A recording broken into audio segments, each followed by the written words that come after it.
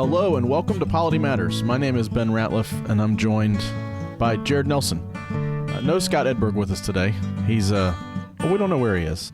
Scott just scurries around sometimes and disappears. We don't know where. Maybe he's building something in his basement or tending to his boys. Anyway, I'm sure it's good and profitable, but we're joined by a guest today that will more than make up for Scott's absence, ruling elder Steve Dowling. Steve, it's good to see you. Thank you for being with us again. Thank you, brother. It's always a pleasure. We have a good time when Steve's here. Well, we're into chapter 33 of the BCO today, and we've said it before that church discipline is a vital but often misunderstood aspect of Presbyterian polity. You know, it seems to get stuck on the bottom of the pile quite often. The rules outlined in BCO 33 provide specific guidance on handling judicial process within church sessions. So when it's dealing with the lowest court of the church, this chapter ensures that process is followed properly and protects the accused and the integrity of the church. We're going to discuss things about how elders should faithfully carry out discipline in a way that is biblical and restorative, what lessons can be drawn from Reformed practice. There's going to be quite a bit here on contumacy that we'll deal with, which we started to get into last week with Fred. Anyway, we're going to get into lots of different things, and unless the guys want to offer some commentary beforehand on 33, I'm just going to get into the first section. I get a shake from one guy and a chin rub from the other one. Jared's got something. I would just say 33 and 34 go together in that this is a process before a session, which is most people, and then 34 are special rules about teaching elders. You'll notice some of the language here are ministers of the gospel. That's another term, an older term. Now we use the term teaching elder, but that's who it's referring to. So this is mostly going to deal with ruling elders, deacons, your regular church members, and how things are handled at the session level. And so with that in mind, we get into the first section, which reads, "Process against all church members other than ministers of the gospel shall be entered before the session of the church to which such members belong, except in cases of appeal. However, if the session refuses to act in doctrinal cases or instances of public scandal, and two other sessions of churches in the same presbytery request the presbytery, of which the church is a member, to initiate proper or appropriate action in a case of process and thus assume jurisdiction and authority, the presbytery shall do so." We could probably split this in half and talk first about the basic principle that's established in the first sentence, which is that process against all church members, except for TEs, is before the session of the church to which they belong. And then I guess there's part of that too is having to do with appeal, and then we can talk about sessions calling in the presbytery. So why is the session... This is going to seem like an obvious question. I'm going to ask it anyway. Why is the session the court of original jurisdiction for church members in matters of process? Come on.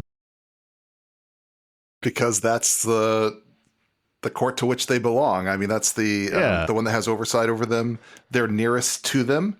They know them. They know the circumstances. If they know the person making the accusation, the person being accused, they're able to know the context of that. So there's a lot less work to be done to know the context of something at that level. And if you have people that know the case, or know the people at least, to be able to adjudicate that. And so for them, it's best to start at the level that's closest. You get probably the best. It's kind of like a democracy, right?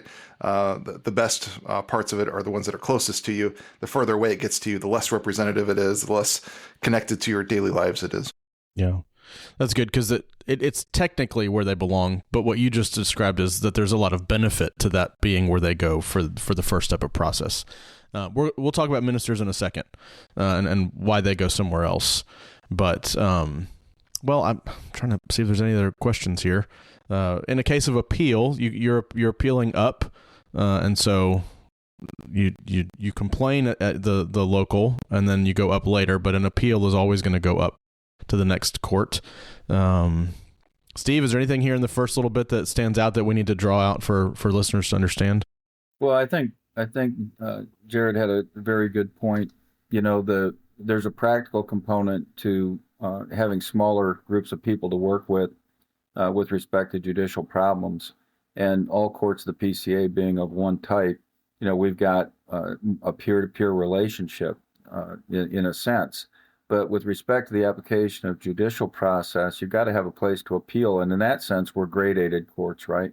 So we have I think the best of both worlds there, where we have the minimal amount of hierarchical interference with the maximum amount of deference to lower courts, which serves to the benefit of the people and goes back to that whole nature of discipline, the teaching, the training, and the judicial aspect that we talked about a few weeks ago.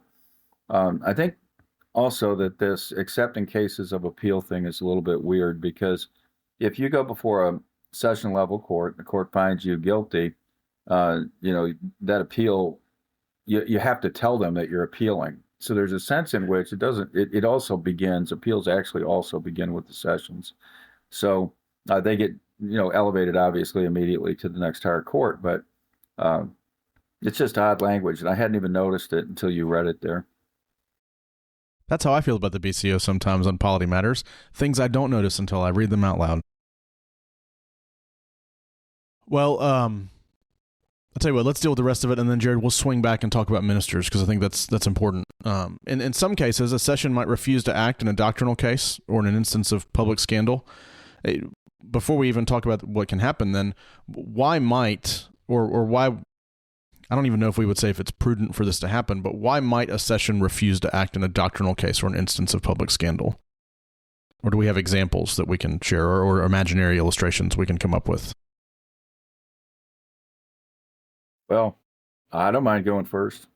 I would say that with respect to doctrinal cases, it's pretty hard for a member in the pew to be pinned down as a doctrinal offender when they have no necessary teaching responsibilities or anything else. And you expect it in your church body, even with members, because we have very minimal vows. You would expect that they would be at different points in their understanding of Scripture and at different points in their sanctifying walks with the Lord, and that they would not necessarily be as doctrinally sound as the elders are. So you would say, well, this seems like it would be hard to apply. And I think for the general population, that's true. But it's also true that ruling elders are members of those courts. And so I think categorically, this really is there to apply more to ruling elders than to the general population of a church. So one reason I can think of that the session level courts wouldn't move to act very quickly in doctrinal cases is because of the expectations of the congregation. First, it would be a pretty high bar for somebody to violate that out of the pew. And then, a general reluctance to have to act on elders, giving them the benefit of the doubt. Secondarily, I think that the same arguments would apply to the idea of public scandal. It's not that someone in the pew can't scandalize, but they probably couldn't do it doctrinally. So obviously, when things become a public scandal, there are a lot of things that mitigate against the willingness of sessions to take them up. For example, if whatever the scandal is actually a violation of civil law, then sessions very frequently will wait until that runs its course, because obviously the scrutiny applied to whatever that offense may be is going to be greater than the church can apply, and it's going to have greater practical censures than the church can apply. And so getting better information is sometimes helpful. So I've seen courts delay for that reason. I've also seen them move very quickly ahead of the secular courts. I'm not saying that's always true, but those are at least two reasons why I think there might be a refusal to act that was coming quickly enough for maybe some other presbyteries that are affected by whatever's happened. Sorry. Yeah, those categories are interesting. Doctrinal cases or instances of public scandal, those are more likely associated with a pastor. And this actually duplicates language that's in 34:1 that has to do with teaching elders. But you usually want to do something on the session level that's also on the presbytery level. And so I don't know how often this has been invoked, if it ever has, within the PCA's history. But even within the PCA, American Presbyterianism, we have a little bit more of a practice of lay people teaching the Bible in different settings, or publishing books. And so you could see where this happens, where there's a PCA member that publishes a book and it has things in there that are of a scandalous nature, kinism, something like that. And people say, hey, he's not a teaching elder, but you need to address this. His name is attached to our church. This is something that needs to be corrected. And then you're appealing to the session because he might not be a teaching elder. Maybe he's a ruling elder. Maybe he's just a member in the pew, but he's wanting to publish all these works and it's becoming a scandal. So you can see this could happen. You just have to figure out what's a doctrinal case and what's a public scandal. And once you have that defined, the other, you'll see here, you haven't read the rest of it, the other sessions that come into play. Yeah, so let's see. So obviously, if this has become known, there are two other sessions can come from the same presbytery and request that the presbytery assume original jurisdiction and authority to, let's see, I got ahead of myself in the sentence. And the presbytery shall do so. This has not happened in our presbytery before, as far as I know. This is a fairly new provision. I can't recall. I feel like this might have been an addition in the last several years. Has it been around for a while? It's been there since the beginning of the PCA. Okay. And that's a while. Yeah. Part of it is a duplication from 34.1, which has to do with teaching elders. This provision isn't in the PCUS BCO. So if you go to look for, Ramsey, what he has to say on this, he doesn't have anything to say on it because it wasn't a thing. I can go a little bit into the history of that as the resident history nerd if you want. It's not what I want, Jared. It's what the people want. So, well, in the 1940s, in the PCUS, there was a professor at Union Theological Seminary named Ernest Trice Thompson, E.T. Thompson, known as a historian, good resource in that way, but also was pretty liberal as a theologian. People had students that went there and they were coming out with having been influenced by liberal theology. And there were churches that were concerned about this. They sent their young men out there. They came back and they had imbibed all of this liberal theology. And so there were actually 4 PCUS presbyteries that said, people had made them aware of it, and the presbytery seemed to not do anything with it. And 4 PCUS presbyteries asked to have him brought up on charges or to do something about it. And the presbytery came back, eventually said, well, we investigated, it's fine. But they never entered into any kind of process with it. Well, when the PCA was founded, this was a living memory for some of the founders. And they put this provision in there to say, if you do that, then the presbytery has to react to that. Whereas one of the reasons they said they weren't going to do anything is these other presbyteries can't tell us what to do. Well, this, even though the PCA is grassroots in many ways, this was something that was not as grassroots. It was more of a, if you have a problem that's in a court, whether it's a session or then for a teaching elder in a presbytery, and they refuse to act, there has to be some sort of mechanism to get in there, because once you start process, then you can have an appeal, then it can get out of there. But if it never gets off the ground, that's a problem. And of course, this became a subject of an amendment or an overture 2 and 3 years ago, where there was a suggestion that we should change this because part of the language in there, refuses to act, is so vague that the question is, well, what is act? Is refusing to act, they do nothing? Is refusing to act, what if they received the report and said, yeah, we received the report, but we don't think it rises to any level to do anything? Or what if they investigate, but no process is entered into? Because act is not well defined, that's what some people wanted to change in there, is to say, let's define what that act is. Is it enter into process? Is it find him guilty? I mean, what is that refuses to act?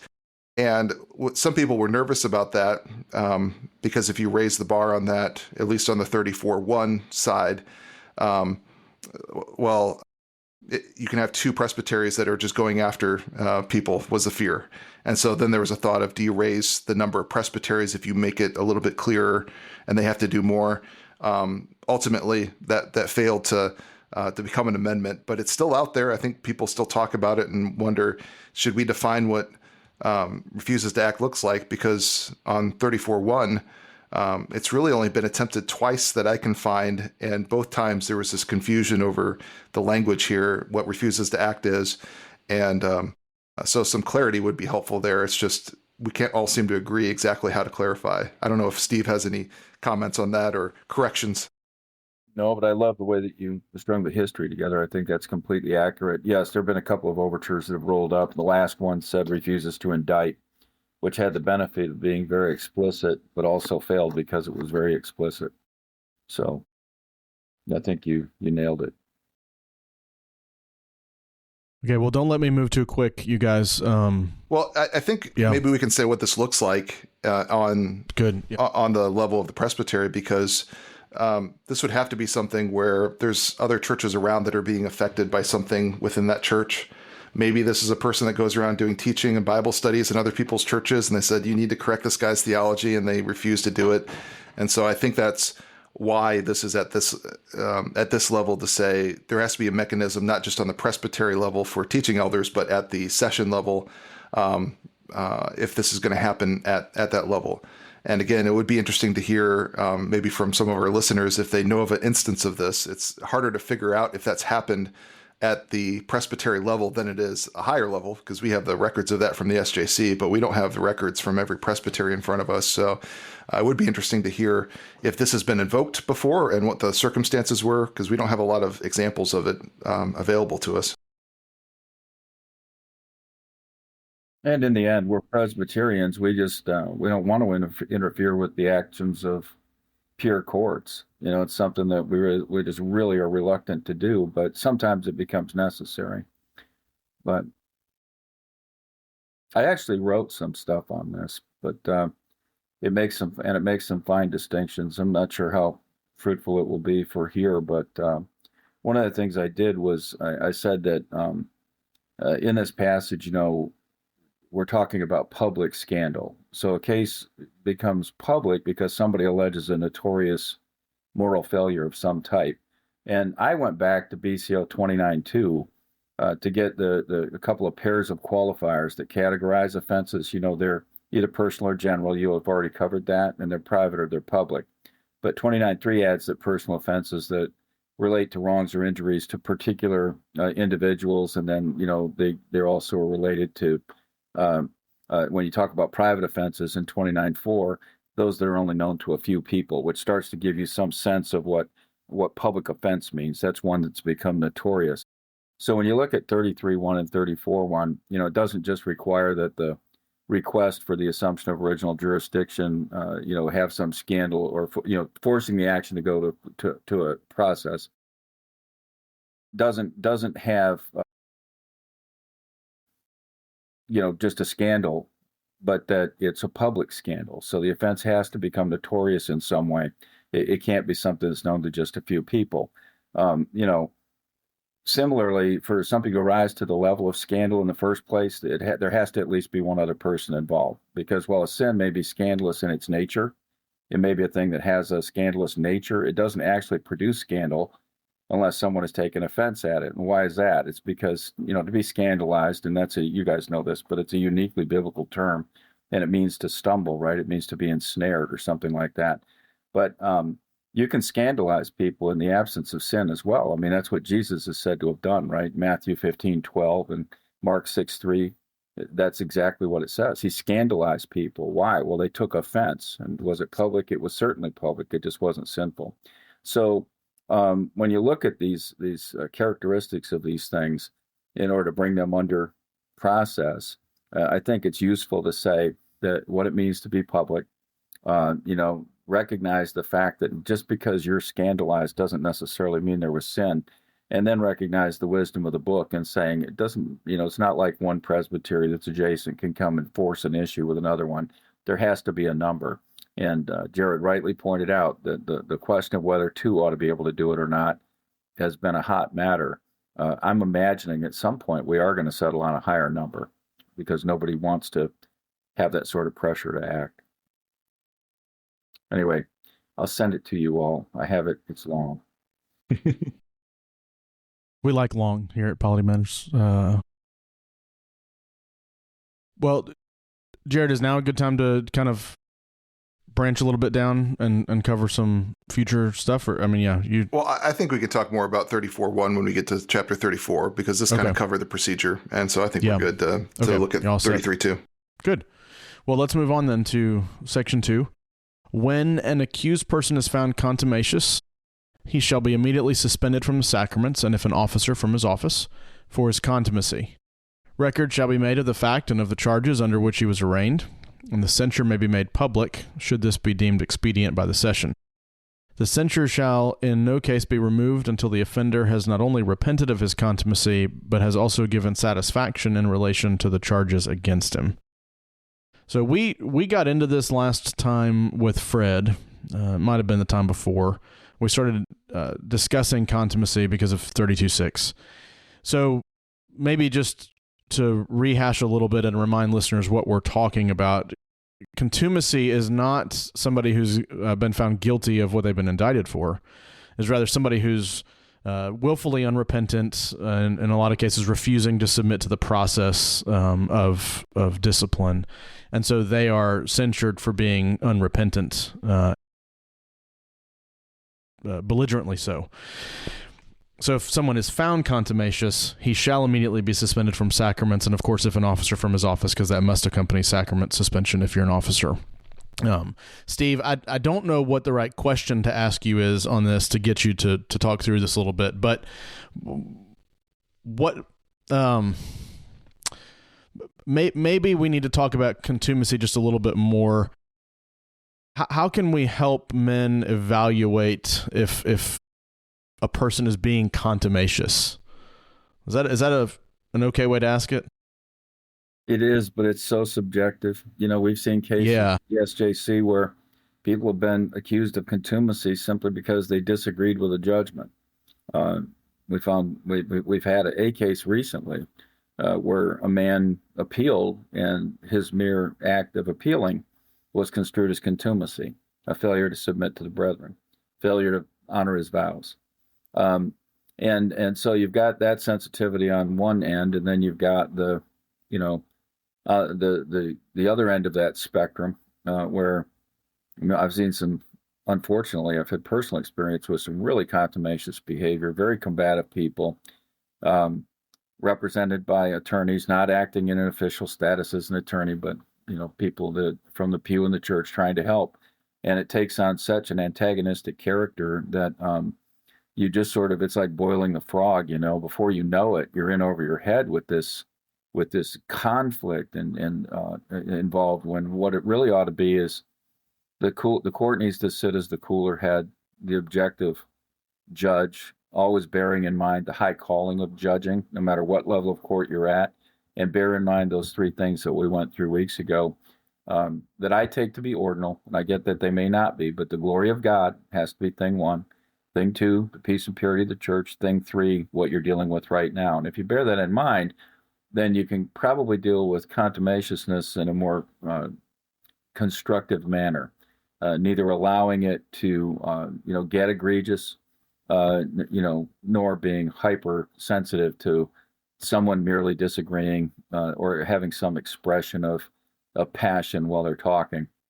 So I don't know whether that's helpful or not, but my own experience has been that there really is truly a spectrum that runs from about a scale of 1 to 10.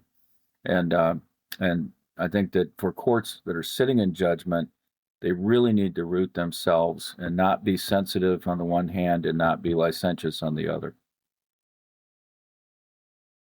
Yeah, I had as a note in 33.1, refuses to act, and then on 33.2, refuses to repent or cooperate. It's some of what this chapter is dealing with is actually getting to process. What if somebody doesn't start it? Here's what you do. What if somebody won't cooperate? Here's what you do. So this is when it feels like you can't get to process, these are the instructions. Yeah, that's helpful, Jared. I don't think I'd actually connected those two things that way. That makes a ton of sense. Why is it suspension from the sacraments, and why immediately? If we haven't, maybe we've already kind of alluded to that. Why not immediately admonished, I guess, in contrast, or excommunicated even. Yeah. In some ways, in the warnings that you're given in 1 Corinthians 11, following where we usually quote from 23 to 26 and 27 to 29, there is a warning that's there. If you eat unworthily, you're heaping condemnation on yourself. And so in some ways it's pastoral, isn't it? It's, you need to be reconciled to your brothers, and you need to be reconciled to God before you come here, because you're currently not able to come to the table without a danger that's involved. And Paul was warning there was physical and spiritual dangers for approaching the table unworthily. And so this is, in that way, pastoral to say, and also something that's a drive to, the person comes into church, they have not been responsive to process, and then you have to say, no, you can't come to the table. They realize, oh, this is serious. Like, you're not acting as a Christian. This is getting serious. Okay, maybe this is a means to say, I'll cooperate. I'm going to go through the process. Fred reminded us last time that you can't find somebody contumacious unless process has been instituted already. You can't just, you can't walk up to a church member you don't like and go, hey, you're really acting willfully unrepentant. We're just going to find you contumacious and you're suspended from the table. That's not the way it works. It's in the context of process. Of course, here we're talking about process before sessions. So just to keep that in your minds, Jared. When you click the button, I think you're going to jump in. So, Ben, before you move on, come on, Steve. I think it's worth pointing out that there's two things there, right? At the end of that, the censure shall in no case be removed until the offender has not only repented of his contumacy, but has also given satisfaction in relation to the charges against him.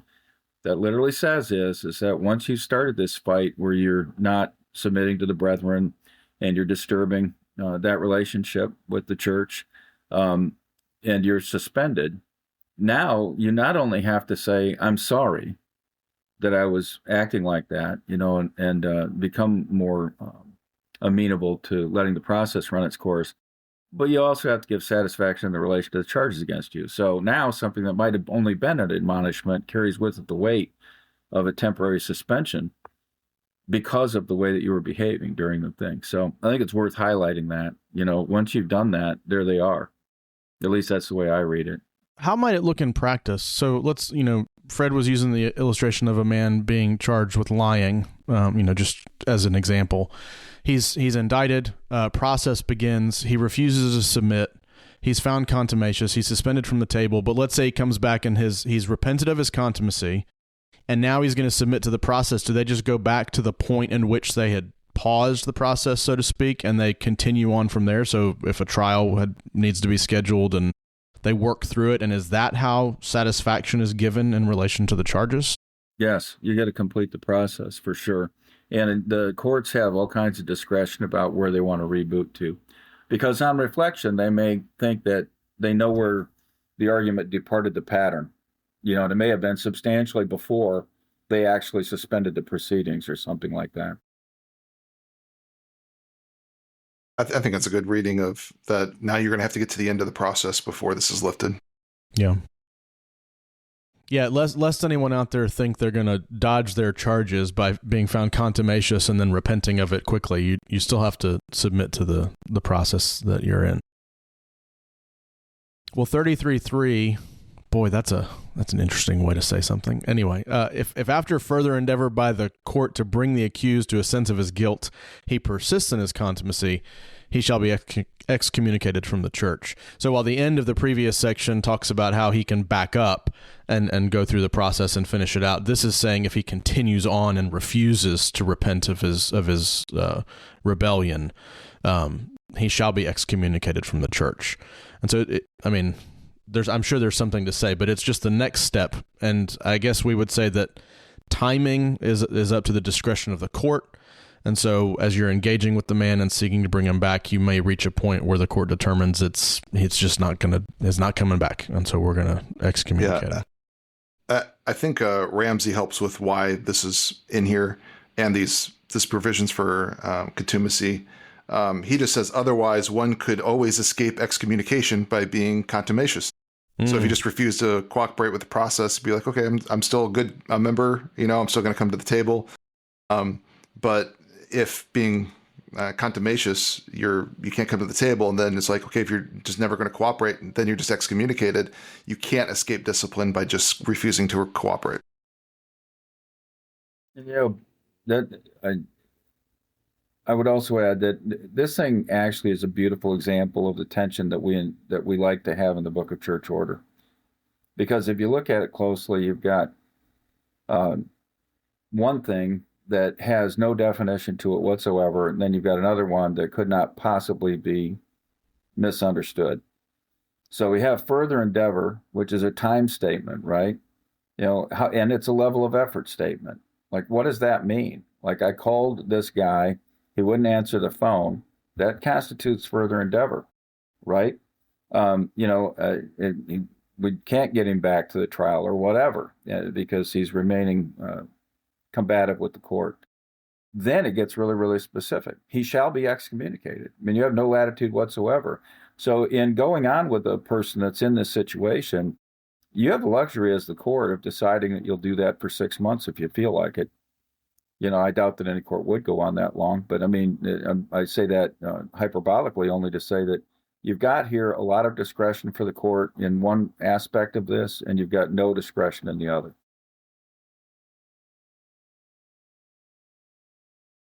Why not just erase them from the roll?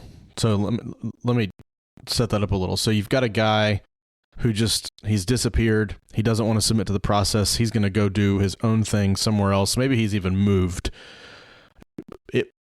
Why not just erase his name from the roll and not make a big deal about it? Why is excommunication necessary in a case like this? Well, I'm going to let Jared go first because I think we're going to answer this exactly the same. Well, maybe not. I would say it's a kindness to the next church that he's going to go to. So that if they're going to ask for a letter of transfer, they know he's not dealt with his sin, and there's some serious pastoral issues here that you're going to need to deal with before he becomes a member there. So I said that as one reason. Steve probably has another one in mind. I did. You were right. It's probably what I would say, but I'll let Steve say it. I thought that my thinking on it was that erasure is really related to abandonment, and it doesn't have to have any contingency on the commission of sin prior to that abandonment.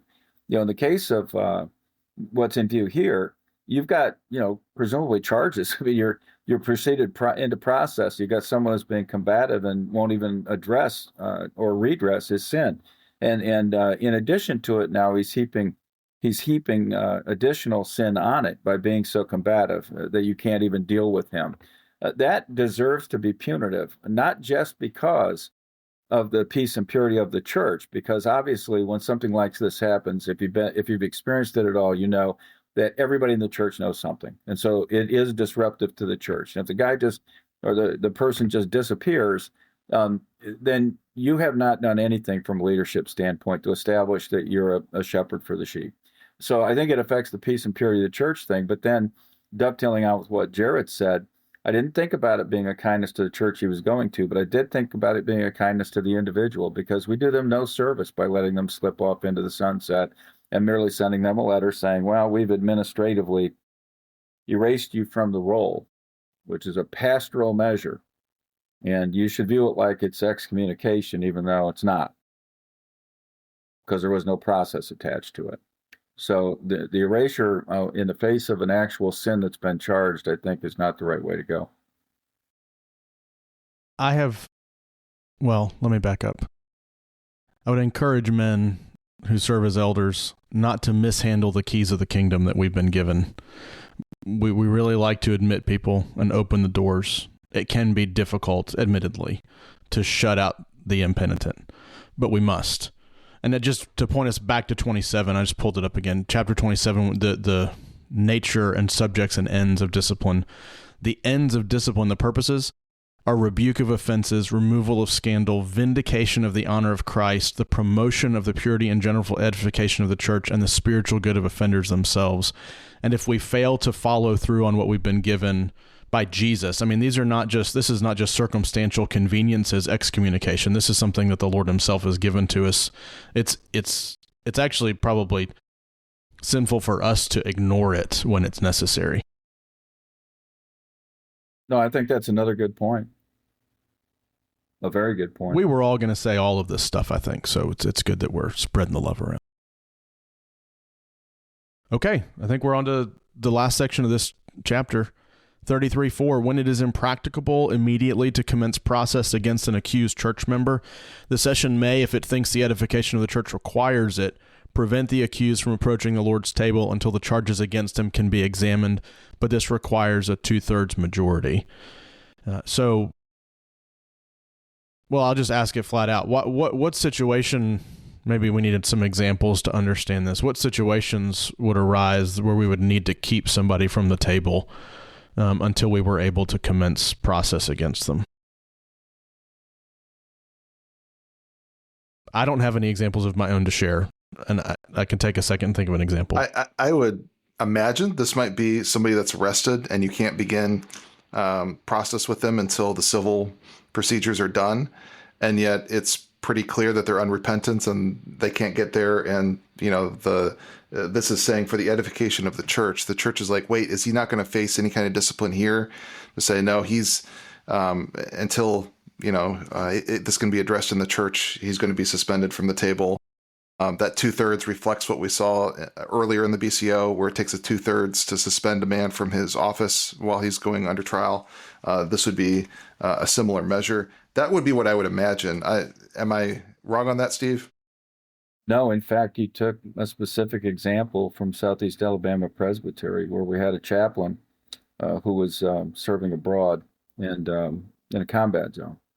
And apparently while he was abroad, he got involved with some online misconduct that involved minors. And it turned out that his communications, and I don't want to be specific here because I don't want to offend anyone. Long story short, it was the sheriff on the other end of the digital line, and he was brought back to the U.S. and incarcerated. And it took us, I think, probably 3 months or more to be able to go over and have access to him to conduct a church court. So I think you're exactly correct. I mean, when there's civil involvement, when there's somebody's in the hospital, all those kinds of things could cause delays. But the offense could be so serious that you would want to prevent them from communion. Yeah, the problem is, and I'm sorry about the nature of these answers, but every one that I know of relates to that kind of turpitude. And, it's too, again, gratuitous to get into on a podcast, and nobody wants to hear that. But there are plenty of instances where you just can't. Well, and I think people might listen to this when they're desperate to think about how do we implement this. And so that's the sort of real life things that people are dealing with. So I'm glad you're here to give us some actual examples, and you've had a lot of experience with administering church discipline. And so I'm glad you've been here, Steve, and been able to share some of that with us. Glad to hear those words, Jared, because no one's ever said them to me before. Thank you. Glad you're here, Steve. Oh, boy. Steve, before I shut us down, I have a question for you in particular. You serve as a ruling elder, and I hope maybe that this, if like what Jared said, some men find themselves in a time of need, they find themselves listening to this. What encouragement could you give to elders who find themselves in a place where they haven't been practicing as much discipline before a session in particular? They haven't been bringing things in the proper way, but they desire to do so. What are some things they can implement, or what advice would you give? I know that's kind of broad, but well, it seems broad, but it actually dovetails with something that we said, a few weeks ago when we first started this series on the rules of discipline, and that is that we don't train properly. It's not enough to be biblically literate to become an elder. I mean, that's one quality, right? But in the end, we have to lead, and we're responsible. It's a high calling. And when you get into judicial action, if you're not committed to the doctrinal standards of the church, if you're not committed to the kinds of things that you actually just said, that this is the honor of Christ, and this is not a secular undertaking. We're working for the Lord of the universe. And when we lack the resolve to engage, we're failing him directly. Well, how do you deal with that? To bear on your question specifically, you got to have good training. You really do have to have good training. These men enter into these vows, and many of them don't know what they're getting into. And they hate it when they first find themselves in a situation where they've got to sit down and judge a brother. They maybe know the guy and they know his children, and it's just gut wrenching. And so unless you're able to say, I've got to stand before the Lord and do my duty here, then you're going to wind up not being a very good elder. And I think that the way that you get there is to exercise those muscles, and it starts with the training. And again, nobody should hastily enter into process. I love that we've got Appendix I in our BCO. I think it's a thing of beauty, and we should very rarely have to go to that level. But when we do, you can't have men who equivocate. And the way that you don't equivocate is the same way that you don't stop at mile 13 in a marathon. You train. Well, as Scott no longer Spreadberg Edberg would say, this podcast is over. Thanks for joining us. Be sure to tune in next week when John Bice returns to discuss with us BCO 34, the special rules pertaining to process against a minister. Our great thanks to Steve Dowling for joining us again today. We're always glad to have him. Listeners, if you're interested in learning more about what we've discussed, check out the show notes.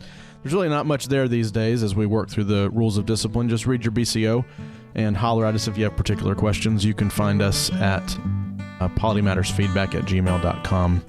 If you've enjoyed the show, consider following us on Twitter, Facebook, at Polity Matters, and be sure to be subscribed to get the episode dropped fresh every Tuesday morning in that app that you enjoy. That's all we have for you today. Thanks again for spending time with us. Until next time, say goodbye, gentlemen. Bye. Y'all take care. Thanks, brothers.